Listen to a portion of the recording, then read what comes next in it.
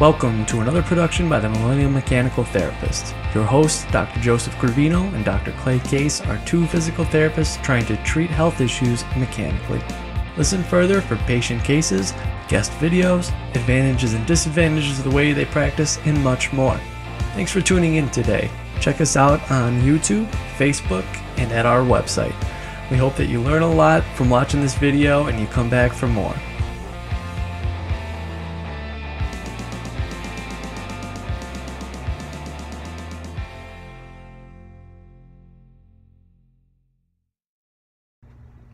Hello everybody, we are the Millennial Mechanical Therapists, and today we're going to talk about why the MDT assessment is never a failure and why everyone can benefit from getting the assessment at some point in time. If you don't know, I'm Joe, and I'm Clay.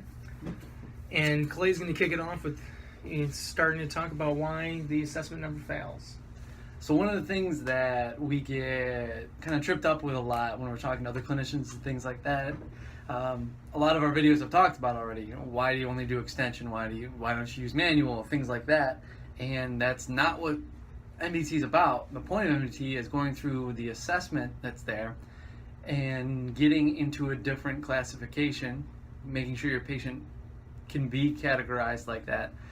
And just because they aren't in the derangement or don't rapidly resolve or things like that doesn't mean it failed. Just because you have a tough time finding the exercise that is their directional preference doesn't mean it failed. What it means is that they probably are in a different classification, and it very well may be that they're in the other classification, which really just opens up the whole spectrum of things to use. So in that instance, using this assessment cannot fail. You cannot have a not McKenzie patient. Every patient is a McKenzie patient. It's just what classification are they? Now, certainly we could exclude people who have like cardiopulmonary physical therapy and most of the neuromuscular pathologies that are inherent to that. But when you get down the line to musculoskeletal pain and conditions like that, everybody's appropriate for a McKenzie evaluation, a mechanical assessment. So you can never say that I failed. This patient doesn't fit in McKenzie. What do I do now? This patient maybe doesn't benefit from repeated movements. Maybe. But you always can use that assessment to find your classification. And that's just something that we try to harp on all the time. Yeah, I mean, you hear it a lot. What are you going to do if this person's on a derangement? Well, I mean, it depends what classification they fall into. What do you do if it fails? And technically, there was a great study or a great talk by a diplomat, I believe it was, in the MDT World Press that you can find on the International or MIUSA website that says that there's no such thing as a patient who's failed MDT because MDT isn't a treatment. MDT isn't a technique. MDT isn't a manual technique. Now, there's techniques that come along with it. There's many manual techniques that come along with it. But MDT is, in its basis, it's trying to identify individuals who are first mechanical in nature and then how they fall into these huge groups of individuals: derangement, dysfunction, posture, other. These are huge groups where people can fall into. Can there be subcategories of each group? Of course. There's subcategories of all those groups. But just because the patient doesn't fall into one of those easily doesn't mean it failed, because it can't fail them. If they're not a derangement, it's not that they didn't fail them, it's you exposed that it wasn't a derangement. So the ability for them to rapidly resolve quickly isn't there. But great, you can at least say that that's not them. They may not respond to repeated end range movements. Maybe, if it's not a dysfunction, it's an other. It doesn't mean that it's bad. It just doesn't mean that it doesn't fit those categories, those subclassifications, and that's fine. I mean, that's the whole thing. Your whole ability. I mean, I think I've said it before in one of the videos or something of the line that I think our profession, we got too caught up on how to treat individuals and how to put our hands on individuals, and we forgot that our main goal is to assess if they should even be here. Yeah. And then why they should be here.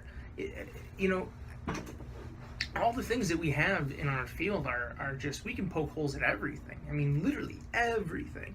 The orthopedic special tests that we use are just not good. Even in clusters, they're really not that great. And they're all backed up by MRI findings, which we are being shown more and more and more that can be in the asymptomatic population. So how can you back up asymptomatic findings to a test and then have confidence in that test? So everything that we can do, we can poke holes into, and we can look at. So if you're going to do something, move the patient, see if they fall into these huge groups, and if they don't, well, they don't fall into that group, and then move on from there. Treat them whichever way you want to treat them. But I mean, I think the patient deserves the chance to fall into those groups, the chance to be able to self-manage without you, the chance to be able to rapidly resolve if they can. But you got to give them that chance. And I think, like you said, there's no such thing as a patient who's not McKenzie patient, besides other practice patterns. But everyone can benefit from the assessment, whether that means they're going to be a derangement, a dysfunction, posture, etc., or an other. Great. Now we move on and go use whatever technique, treatment style, skill you want to use. But that huge group of individuals that can benefit from subclassifications, man, those people are out there, and a lot of them can get better quick. Oh yeah, even you and I have posted multiple case studies on people who have rapidly resolved and had huge changes in their life. But on the other hand, we've shown a couple that just didn't work either. Yep. And it's not that the assessment failed them. It's just that they were not a rapidly resolvable condition. They weren't, in some of the cases, they weren't really appropriate for our care. And in the other cases, they just had some other kind of pathology going on that needed a different approach to it, rather than using repeated movements to reduce, maintain, recover function, and then prevent. So regardless of how you get to that endpoint, whether you use McKenzie, you use treatment-based classification, I don't care, whatever it is, the point is to say, oh, I'm sorry, you use this classification system, whatever. You get to that endpoint where if they don't fit the three, for us anyway, being derangement, dysfunction, postural, you look at the big fourth one, you get posture, other group, you go in there and then use everything we learned in school. Yeah. Or other treat things their impairments. Yeah, treat their impairments. Other things out there. There's wonderful ways to treat impairments out there. Oh, but, is it necessary for everybody? I mean, that's kind of what we try to wade through and just get to an answer a little bit quicker. Now, maybe if we look at other things first, we'd get to that other chance quicker, maybe. But when the prevalence studies, things that come out for at least MDT specifically, demonstrate that, is it 80% are derangements? Is that the newest stat? I think so, in the spine at least. And then in the spine. Extremities, I think something like 50? 50, it's getting close to 50. That was what Dave Oliver mentioned on the last advanced extremities course. He said that in his practice it's definitely closer to 50%, with the latest research being just a little under, I think it was low 40s. Yeah, I think so too. And I'll take those numbers. Yeah, that's crazy. One in every two extremities that walk in your door. You can change like that, I'll take it.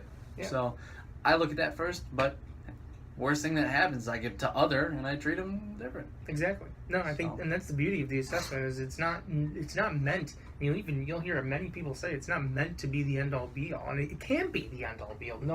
Nothing can, because we're all humans and we're all different. Yeah. But if you can put people in these large groups and get these people better quicker and out of your clinic quicker, you can focus and spend the time and the effort and the ability to treat those that truly need your hands-on or manual or education or anything that you can give them, even if it's just general exercise. Those people are going to be the ones that need that versus the individual who can self-treat, who can be empowered. Yeah. So, truly, that's why, there's no such thing as a McKenzie patient, because everyone's a McKenzie patient. Everyone can benefit from being classified even into the other group. Oh, yeah. It's all about that assessment. Everybody's appropriate for an assessment. Yeah. Frankly, if you're not perfect, you're appropriate for an assessment. So that's kind of our big takeaway today. We just want to put out there that when we go through the assessment, yeah, that's our first line, that's our first defense, but there are other things that we end up doing as well. Yeah. But the assessment never fails us, because either we get them into one of those three categories, or we can fall back onto other things we've studied and learned and help people that way. Maybe it takes an extra visit or two, but we at least clear out that 80% or low 40% of getting that complete turnaround in your recovery. See some of our other case videos. Yeah, and I mean, you know, people out there, even if you put them into the other category, or even if you don't think you can help them, if you think something sinister pathology is going on or something along the line of that, and you refer them out, I've met so many individuals that are just so thankful and always end up saying the same thing. You spent so much time trying to help me, so much time being meticulous and going over all my symptoms and trying to help me, and they thank you so much. And I've had many people refer family members and friends to me and to clinicians who I've worked with, like Clay, just that we've not even helped because we were just so compassionate towards them and really, gave it our best. And I think, I think if you're watching these videos, if you're even thinking about this type of stuff, you're probably the same type of person, you're probably the same type of therapist. But truly, you can't go wrong by doing this. Watch some of our videos. You'll see some of our failures and our successes. We're not afraid to throw those up there. And we shouldn't even call them failures. They're just not MDT. They're just not. They're in the other category. They're just others. They're not failures. They're just others. So we should probably stop saying that. Yeah. But we'll stop holding you enough time. We've held you for long enough. Guys, see our past videos on the website. You can also see it on the YouTube channel. Facebook probably has them up there too. Stay tuned. We got many more videos coming. Hopefully some new stuff coming out soon. Please follow us on Facebook and subscribe to us on YouTube. We appreciate it, and we hope that we're helping you guys learn and hear everything. As we say at the end of these videos, move your patients early, move them often, and move them to end range, my friends, because that's where the magic happens. Until next time. See you guys.